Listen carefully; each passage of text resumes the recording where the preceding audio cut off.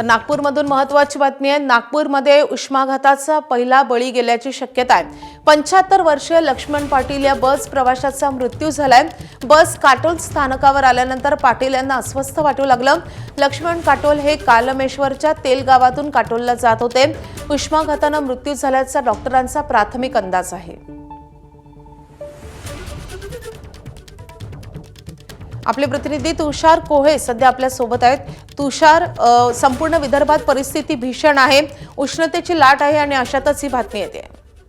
निश्चित जर का आपण बघितलं सध्या विदर्भात तापमान हे 46 अंश सेल्सिअसच्या घरामध्ये आहे। काल नागपूरमध्ये देखील 45.6 अंश सेल्सिअस तापमान नोंदवलं गेलं आणि यामध्ये आता उष्माघाताचा पहिला बळी गेल्याची एक शंका व्यक्त केली जात आहे। अजूनही त्या संदर्भात अंतिम अहवाल यायचा आहे। मात्र जी घटना पुढे आली होती ती लक्ष्मण पाटील हे कडमेश्वरच्या तेलगाव इथनं बसने काटोलला एका लग्न समारंभासाठी जात होते आणि कडक उन्हामध्ये ते प्रवास करत असताना त्यांना अस्वस्थ वाटू लागल्यामुळे ते काटोलच्या बस स्थानकावर जेव्हा उतरले तेव्हा त्यांची प्रकृती अस्वस्थ झाली आणि ते एकाएक बेशुद्ध पडले। त्यानंतर त्यांना तिथल्या ग्रामीण तालुका रुग्णालयामध्ये भरती करण्यात आलं। तेव्हा डॉक्टरांनी त्यांना मृत घोषित केलं।